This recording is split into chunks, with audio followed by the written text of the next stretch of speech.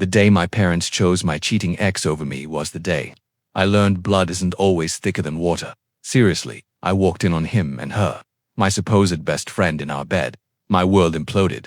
But what came next? That shattered me. When I begged my family for support, my mom actually said, "People make mistakes, honey. Don't throw away 5 years over one night." One night, I had proof it was months. My dad just shook his head, told me I was too emotional, and said Mark deserved a chance to explain. Explain what? The video I accidentally found on his cloud. Billed the family betrayal. They invited him for Sunday dinners while I sobbed alone in my old room. They called him son while I felt like an orphan.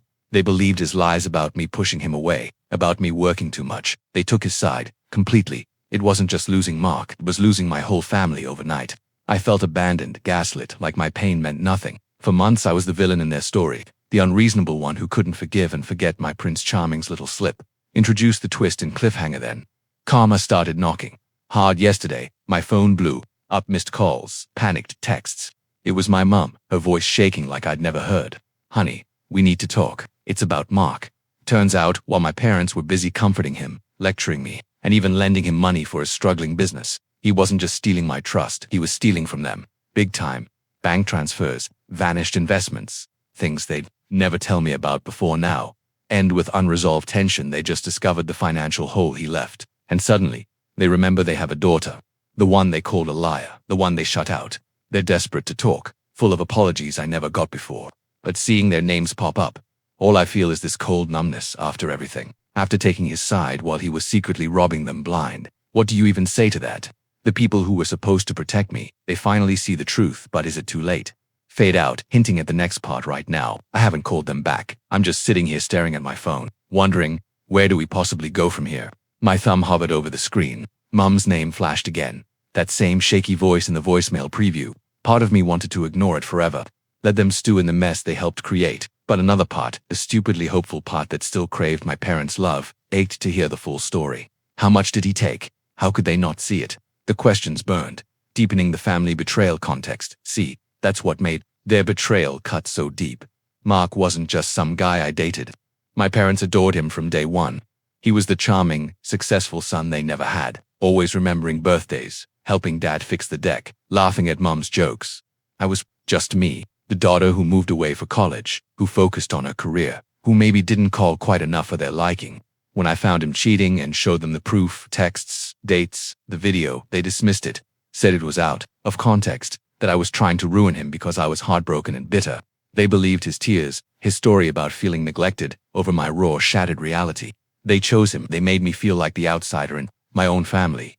Introducing the financial mystery now. Hearing the panic in Mom's voice, it clicked. Mark's charm wasn't just for me, it was his weapon. While he was playing the wounded hero to my parents, crying about how hard the breakup was on him, he was also spinning tales. He talked about a can't-miss investment opportunity, about temporary cash flow problems with his business. My parents, always so careful, trusted him. They dipped into savings, maybe even borrowed against the house. I don't know the full damage yet, but Mom's message mentioned significant transfers and vanished funds. He exploited their love for him, the very love they denied me, and turned it into cash.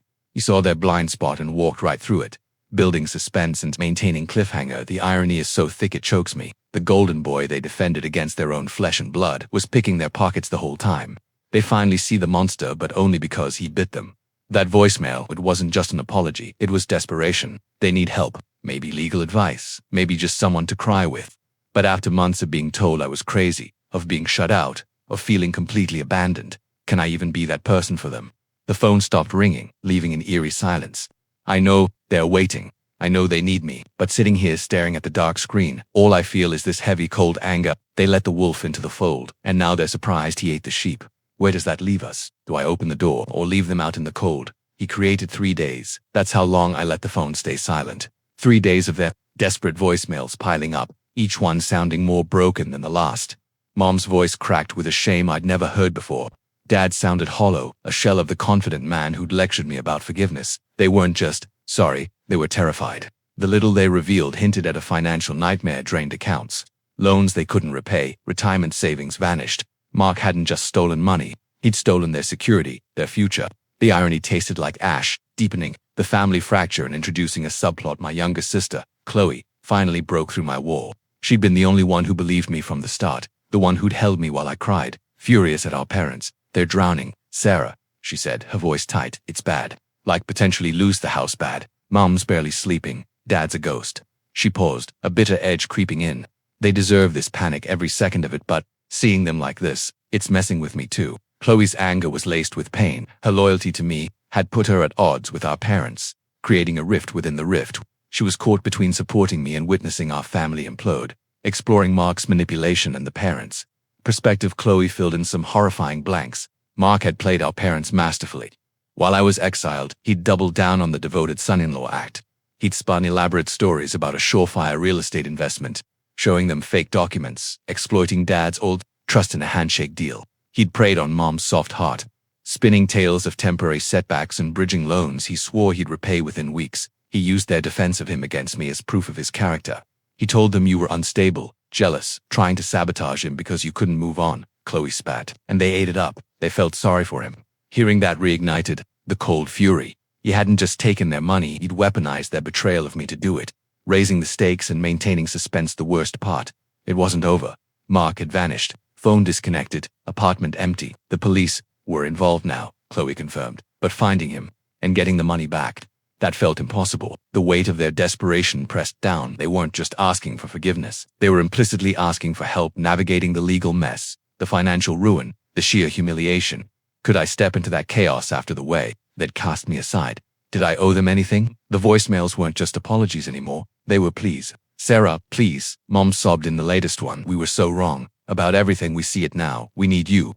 The raw need in her voice was terrifying. It wasn't just about the money anymore.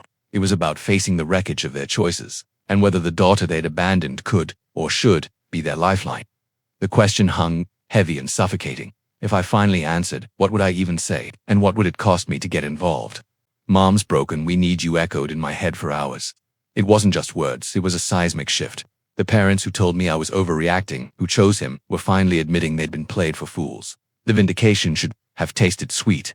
Instead, it was just heavy with the weight of their panic, their potential ruin, and the awful question, what now? Chloe called again, her voice strained. They're talking to the police today. Sarah, formal report, fraud, theft, the whole thing. She paused, then dropped her voice.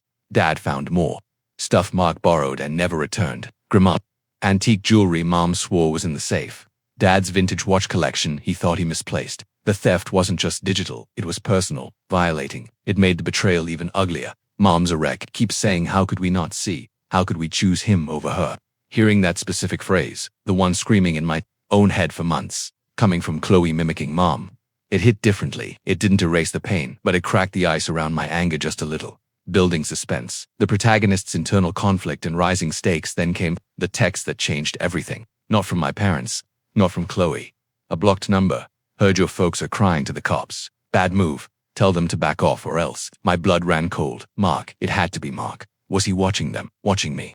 That cold numbness shattered, replaced by a surge of protective fury I didn't expect, threatening them after everything. Suddenly their financial mess felt secondary. This was about safety. Their safety. The drive toward confrontation. Maximum tension. I didn't call my parents back. I didn't answer Chloe's frantic follow-up calls asking if I got a weird text. I just grabbed my keys. Chloe in her earlier fury had done some digging weeks ago. She'd whispered an address, a cheap apartment complex on the edge of town where she suspected Mark had been crashing since he vanished from his old place. I'd dismissed it then, buried under my own hurt. Now, it was the only lead I had. The drive felt surreal. Rain started sheeting down, blurring the streetlights into streaks. My hands were clammy on the wheel. What was I even going to do? Confront him, demand he leave my parents alone, beg. The thought made me sick, but the image of Mom's terrified face in my mind, combined with that chilling or else, pushed me forward. This wasn't about forgiveness. This wasn't about fixing their finances. This was about stopping whatever fresh hell Mark was planning. He'd taken enough. The cliffhanger on the brink, pulling into the rundown complex. Parking lot felt like entering another world. Trash blew across cracked asphalt. One flickering light illuminated the stairwell apartment for B, Chloe's number. My heart hammered against my ribs like a trapped bird. A dim light glowed behind the thin curtains. He was here. I cut the engine, the sudden silence broken only by the drumming rain. Every instinct screamed to drive away, to call the police, to protect myself. But the memory of my parents' voices, first dismissing me, then trembling with fear, anchored me to the seat. Taking a shaky breath, I pushed the car door open. The rain instantly soaked through my jacket. One step, then another. The walk to his door felt endless. I raised my fist, knuckles hovering inches from the peeling paint. Do I knock? Do I scream? What happens when he opens it? The moment stretched, thick with the weight of every betrayal, every lie, every stolen dollar and shattered piece of trust. This was it. The point of no return. I closed my eyes for half a second, gathering the shattered pieces of my courage, and the knock echoed, too loud in the rainy silence. My heart felt like it stopped. Every muscle tensed, bracing for Mark's sneer, his anger, maybe even violence. The seconds dragged, footsteps shuffled inside, the peephole darkened. He's looking. The lock clicked, the door creaked open, just a crack.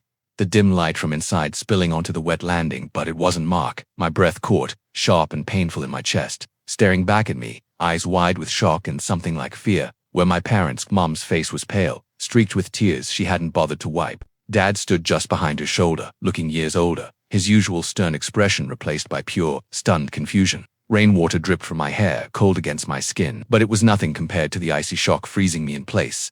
The twist revealed and stakes skyrocket. Sarah, Mom gasped, her voice trembling. What are you doing here? Dad just stared, his jaw slack. The absurdity hit me like a physical blow. They were here, in Mark's grimy apartment, after everything, a wave of fresh betrayal, hot and sickening, washed over the cold shock. Had they known where he was all along? Were they still helping him, even after he stole from them? The protective fury I'd felt moments ago curdled into something darker, more desolate. Before I could spit out the accusations burning my tongue, Dad pushed the door open wider, his movements jerky. He's gone, he said, his voice rough, hollow, just gone. He gestured weakly into the apartment, deepening the mystery and escalating conflict. I stepped inside, the cheap carpet squelching under my wet shoes. The place was a mess, takeout containers, clothes strewn everywhere. But what grabbed my attention was the half-packed suitcase lying open on the stained mattress. And beside it, on a rickety table, lay familiar documents. I recognized my dad's careful handwriting on investment summaries. Copies of bank transfer slips with my parents' account numbers clearly visible, even a hastily sketched map, and nestled beside them, glinting dully under the bare bulb, was a piece of my grandmother's missing jewelry. New questions. Higher stakes. Mom followed my gaze, a fresh sob escaping her. We came to confront him, she whispered, her voice thick with tears and shame. After the police report, Chloe remembered this address she'd found weeks ago. We thought if we faced him, maybe he'd trailed off, helplessly gesturing at the damning evidence scattered on the table. But he wasn't. Here.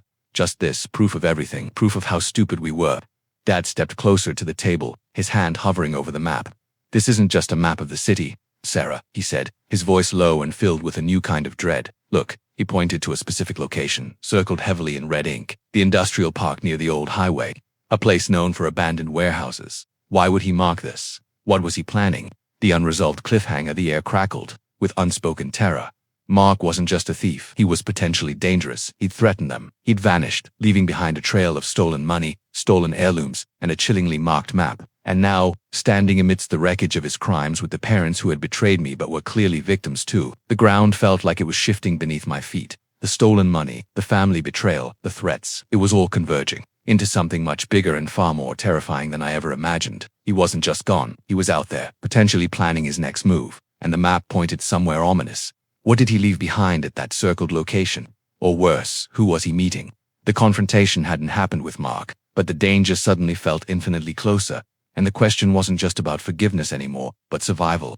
What did he leave at that warehouse, and were we already too late? The sight of that red-circled map on Mark's filthy table froze the air in my lungs. Abandoned warehouses. Why? Dad's hand trembled as he picked it up, the paper crinkling in his grip. Mom looked ready to collapse. The shock of finding them, here, the damning evidence of Mark's theft scattered like trash, and now this. It stripped away the last of my icy detachment. The betrayal still ached, a raw wound, but seeing their terror, real terror, not just financial panic, ignited something primal. He'd hurt us all, deeply, and he wasn't done. We have to call the police. Now, I said, my voice surprisingly steady despite the hammering in my chest. Show them this. Dad nodded, fumbling for his phone, his usual composure shattered. Mom just stared at the map, whispering. What was he doing there? But calling felt too slow, too passive while Mark was out there, unhinged and potentially dangerous. The threatening text flashed in my mind, or else a reckless idea took root. Chloe, I said, grabbing my own phone. She needs to know where we are, what we found. Right now. While Dad spoke urgently to the dispatcher, I called my sister rapid-fire, explaining the address, the map, the warehouse location. Tell the cops to go there first, I urged her. Something's happening tonight. The drive to the industrial park was a blur of rain-slicked streets and suffocating silence. My parents sat rigid in the back seat, the stolen jewelry glinting accusingly from Mum's clenched fist. The tension was a live wire. Were we walking into a trap? Was Mark waiting?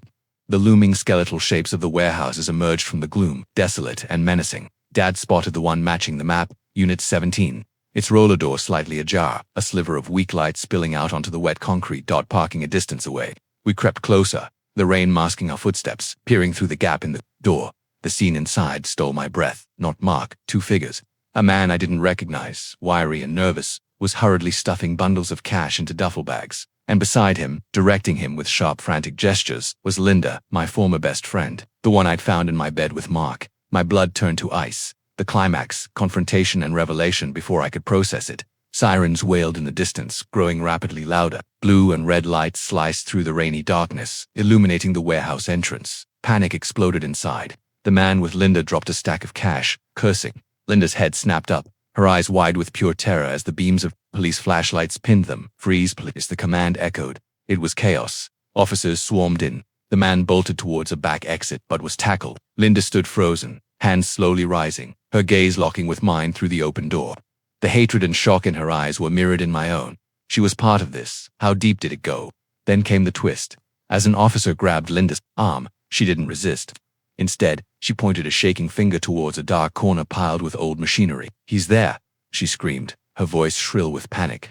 "He made me do it. He threatened me. It's all him." The unexpected twist and resolution, a figure lurched out from the shadows. Mark, but not the smooth, charming predator I knew. He looked ragged, desperate, his clothes disheveled, his eyes wild. He held not a weapon but a small, sleek black ledger. "You stupid cow," he snarled at Linda before turning his venom on us, spotting our faces illuminated by the police lights. "And you," he spat at me, "then my parents. You ruined everything." He raised the ledger like a shield. "You want your money back? It's gone. Spent. But this," he shook it violently. "This shows where it really went. To his debts." He jerked his head towards the man being cuffed. "To her stupid schemes." He pointed at Linda. "I bled you dry because they bled me dry." The police moved swiftly, disarming him of the ledger and pinning him down. As they read him his rights, the truth tumbled out in his furious, defeated rant. Mark wasn't the mastermind. He was drowning. He'd cheated on me partly out of his own spiral, then used Linda and her sketchy connections to try and cover his mounting debts. Robbing my parents was a desperate, stupid bid to pay off dangerous people. The ledger detailed it all. The debts, the stolen money trails, Linda's cut. He hadn't just betrayed us, he'd destroyed himself. Resolution and aftermath watching. Mark being hauled away, spitting curses, Linda sobbing as she was cuffed, the stolen cash and evidence bags. It should have felt like victory. Justice Karma served ice cold, but standing there in the cold warehouse rain, flanked by my parents, their faces etched with horror, relief, and a profound, crushing shame. The victory felt hollow. The money might be partially recovered, the thieves caught, but the scars ran deep. We'd all been pawns in Mark's pathetic, destructive game. The police asked us to come to the station. My parents looked at me, not pleading this time, just lost. The path forward was still shrouded in hurt and broken trust. The thieves were caught, yes, but the hardest part, picking up the pieces of a shattered family, was just beginning. The sirens faded, leaving only the drumming rain and the heavy silence of what was lost, and what, just maybe, could one day be rebuilt. The ride back from the police station hours later was thick with a silence louder than any argument. Rain still streaked the windows, reflecting the flashing lights now fading behind us. Mom sat hunched in the passenger seat. Dad drove with white-knuckled focus, and I stared out at the blurred city lights. The adrenaline had crashed, leaving behind a bone-deep exhaustion and the heavy residue of shock. Mark and Linda were in custody. The ledger detailing the stolen funds and their frantic attempts to pay off dangerous debts was evidence, and the police were hopeful some money could eventually be recovered. Justice, technically, was being served. Karma had indeed come knocking, hard and brutal, but sitting in that car, the familiar scent of my parents' vehicle mixed with the damp, the victory felt strangely empty. The thieves were caught. Yes, the immediate threat was gone. But the wreckage they left behind wasn't just financial. It was the shattered trust, the deep cuts of betrayal that went both ways. Mom finally broke the silence, her voice a raw whisper. "We were such fools, Sarah. Not just about the money, about everything, about you." She turned in her seat, tears streaming freely now, unchecked. "We chose a lie over our own daughter. We made you feel alone when you needed us most. There's no excuse. Just regret. So much regret." Dad cleared his throat, his eyes fixed on the road, but his voice was thick. "He played us, used everything we valued against us. Our trust, Our desire for a perfect son-in-law, even our love for you, twisted it into something ugly. He glanced at me briefly in the rearview mirror, a look of profound shame I'd never seen before. We failed you spectacularly. Resolution and moving forward the next weeks were a blur of police statements, lawyers, and the slow, painful process of untangling the financial mess. Some funds were frozen, the jewelry recovered, but a significant chunk was gone, swallowed by Mark's debts. My parents faced a leaner retirement, a harsh consequence of their blind trust. But the bigger work was between us. The apologies weren't a magic eraser. The hurt didn't vanish overnight. Trust, once broken, isn't rebuilt with words alone. We started small. Awkward coffees, stilted conversations, therapy for them, individually, and eventually, cautiously, family sessions where the real, ugly pain was laid bare. I didn't move back into their world instantly. I kept my distance, protecting the fragile peace I'd fought so hard to find. After Mark, Chloe became our bridge, her fierce loyalty a constant. She'd been right all along, and her presence was a grounding force. Final reflection and closure, the karma I thought I craved wasn't sweet. Watching Mark face the consequences of his lies and theft, seeing Linda's complicity exposed, it brought a grim satisfaction, yes. But the real resolution wasn't in their downfall. It was in the quiet moments afterward. It was Dad showing up unannounced to fix a leak under my sink, wordlessly. It was Mom sending a simple text, thinking of you, love you, no pressure, just presence. It was the slow, hard-earned understanding that while the scars of betrayal and family fracture would always be there, they didn't have to define us. Healing wasn't about forgetting.